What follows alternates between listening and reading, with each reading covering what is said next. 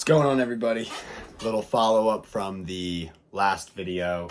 Welcome back to the channel. Before anything, please guys, like, sub, all that good stuff. Help grow the channel and keep the hobby alive. It's much appreciated. So jumping into the follow-up video from how to remove your old tires off of your RC wheels and how to basically make the wheels end up being reusable if they're any good, and recycling wheels and your foams. So as you saw in the last one, cleaned up the foams. We have extras if we need. The wheels still in the bucket. It's only been like 8 hours since I am on a kind of tight schedule. Filmed it both in the same day, but sometimes it works pretty good.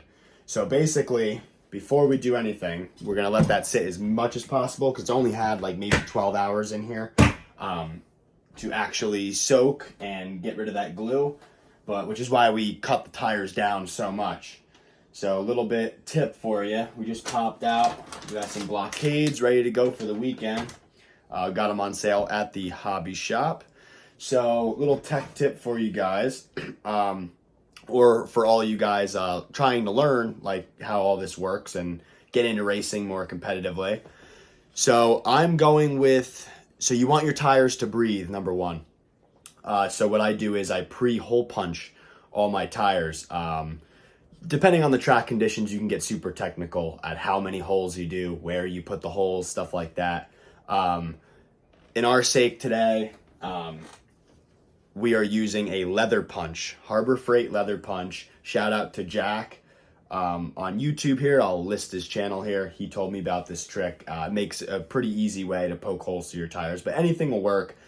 This just seems to be most efficient. So looking for that hole, we already blew through the top there. So we're just doing how I usually do my 8th scale tires. 10th scale I usually do in the side. Was thinking about going on the side, but I think it's just easy enough. Just do it on each side, right? So we're gonna go right in the middle of the tire again. We have it on the smallest setting if you guys are using a leather punch.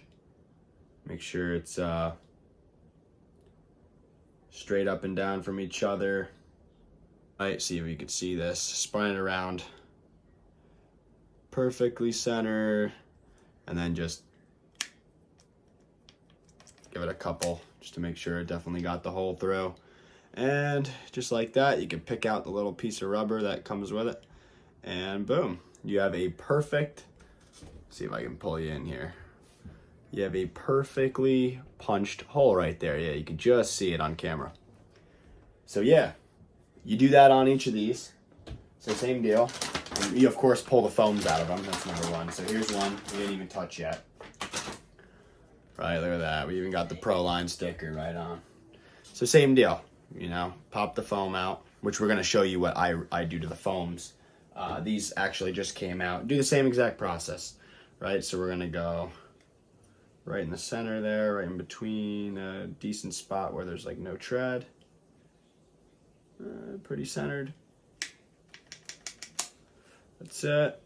Pop, the rubber will pretty much pop itself out anyway. And then we'll go 180 on that. Pop another hole through the center. As I say, it's pretty self-explanatory, guys. It's not full-on rocket science. You just want to make sure that you did it. There it is. Did it enough times to where you know, you got the tires breathing. So as you can tell, it's a pretty quick process. We're gonna do all 4 of them. So yeah, the leather punch, guys, number one for venting your tires. Lock it back up. This thing works excellent. It's basically a little technology in there. It just like basically hole punches the little ring there right on the, pretty cool. Like that. It actually puts perfect, beautiful little holes in your tires. So nothing too big, not gonna, you don't have to go as crazy as I was, just didn't think it was cutting through. But once you actually pop the rubber out, or when you start running the tire, it'll pop itself out. Basically, this is what you're removing. The finest little piece of black speck. But and then obviously you are left with the perfect pinhole right there. You guys can see that. Yeah. So that's it. So we are doing for the track tomorrow, We just punched two, top and bottom on all of them. These are super softs. We're not expecting them to last that long, but it is getting chilly. It's almost the end of the 8th scale season, so this should be pretty much good for that. So we got our tires here. Now we'll take you in over here to the bucket. So right below me. Now you guys who haven't watched my video on how to remove the tires, you wouldn't know about the bucket method. So make sure you guys go watch that video. But here we are in real time. This has only been in there, like I said, recommend 12, 24 hours. This has been in here for probably even maybe less than 12 hours. So you pull it up so you don't get no acetone everywhere. The holes in the smaller bucket drain it. And it collects all the debris, so you can easily just rinse this out, somewhere.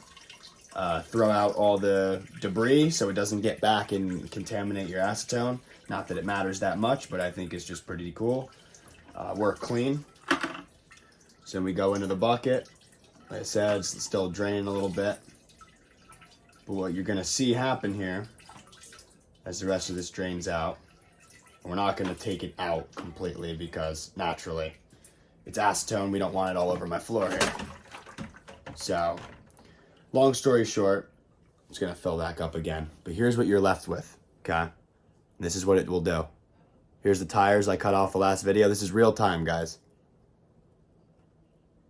I don't know of an easier way to remove tires than that. I really don't, guys. And this one was not even in the water. Just from the fumes. I'd say that's pretty easy. So now you literally wipe this off and you're ready to glue up fresh ones. So obviously do that for all 4 of them like we are. Get you a shop towel. So we are inside the shop. The little RC workbench here is actually in my room, so we're not gonna make a mess or destroy anything in the process of doing this. And as you could tell, guys, look, it does not distort your finish. It actually still has the dirt and scuffs and stuff like that in it. So it's not like overkill. You're not going to ruin your color or your wheels or anything like that. And it's a great way to sit there and recycle them. So, all right. So just like I said, guys, falls right off. Make sure you just rinse them off. You wash them with soap water, Make sure your surface is clean. We just did that off camera. I do need to go get my... Actually, no, I have it here. I'm going to say I need my tire glue, I believe, but we have it. So, I'm going to show you guys a little trick. Now, J Concept sells these. So, what you're also going to need, first of all, when changing your tires, get yourself bands. You can get like the little 3D model things. I mean, there's so many different things. You just want something to put tension on the tire while the glue is drying for a little bit. Some guys use their hands. Some guys, it's all over the place. I prefer to band them for at least like 10 minutes or so just to make sure that it definitely has a solid bond. But I'm going to show you guys a little trick here for you racers out there. This is how I like to do it. Again, shout out to Jack. Put your foam on there. And as you can tell, we got 3 lines to work with here that are in the foam. So the foams go on like this, okay? Put your foams on. Sometimes I usually put them back in the tire, but I think I'm just gonna try stretching the tire over this time. See those 3 lines? The RM2 bands by J Concepts, little bands for 1/8 buggies. They'll work on your short courses, stuff like that. You take your, because you don't want your tires to balloon, right? It's tired of losing traction. Just make sure you clean off, your new tires. Make sure they're all clean, all that good stuff. Sometimes from sitting in these factories and stuff like that, they can tend to be a little dirty. You don't want the glue not to bond and everything else. But yeah, pretty self-explanatory, guys. Slap the bands. This is by J Concepts. The RM2. I don't have the part number for you anymore. I could put the link in the description.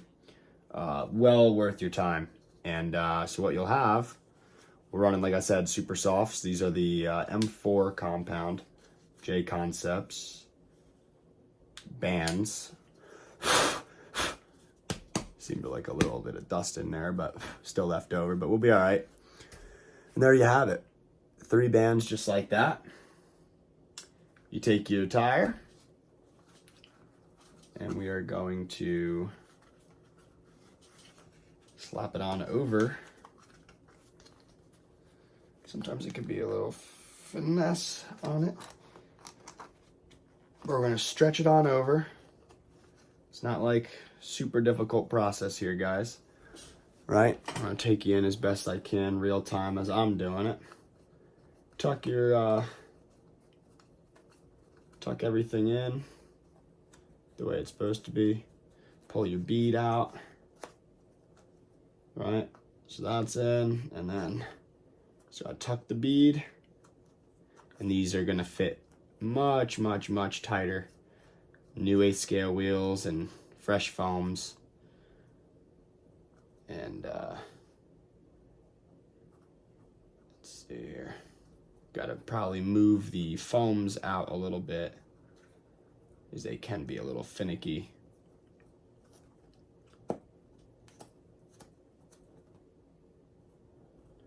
But yeah, you tuck the bead in, long story short, so it should start to look like something. Sometimes you gotta shave them, but it should basically look like this. And then, yeah, we'll glue them up. So I'll glue this one for you. Just kind of show you what you would do. All you do, I mean, it's not rocket science. I'm not gonna show you the whole process. You get any kind of, make sure you're using an actual, you know, tire glue. Definitely a little bit different than the crazy glues I've just realized in my time in RC and all that. But what you're gonna do is, I prefer, guys, and if you guys have a choice, get one that has the option at least for a super fine tip. Definitely a good idea. So you shove this little tip on there. Hopefully this one's not hardened. If not, I have another one. And you usually just trim the edge off. Obviously, I use this quite a bit. And you could squirt it right down in there. And what you do is you just, you know, peel back the bead a little bit and get it right on the inside line of that tire. You don't need to totally soak it in, but just peeling that back like that, as you can see, as we keep going through. You keep throwing the glue right inside there, all along the bead. Make sure it's tucked in. After I get all the way around, I make sure it's all tucked in nice. I usually give it a squeeze. Take I use tire bands, stretch them right over your buggy tire, and make sure you're nice and even as you can be. And then you sit there and you let the glue dry. You do the same thing on the front side. Put another band on the front side. And you let it sit for 10 minutes, mount it up, and you're good to go, guys. So that's my method on how I change my wheels and tires and save money by recycling old wheels and foams. So that's it, guys. Hope you guys enjoyed the video. We have a buggy to get ready for the last 8 scale race of the year here. So yeah, we got a lot more wrenching to do. So I hope you guys enjoyed a little tutorial. If there's anything else you guys want to see or you found this helpful, leave me a like, sub, all that good stuff. More than willing to do different tutorials if you guys have if you want to know how I personally do certain things. Yeah, let me know and I can definitely make a video on it. So I appreciate it. As always, guys, like, sub, comment, and get your tires mounted and go. I'll see you out there on the track. All right. You guys have a good one. Peace.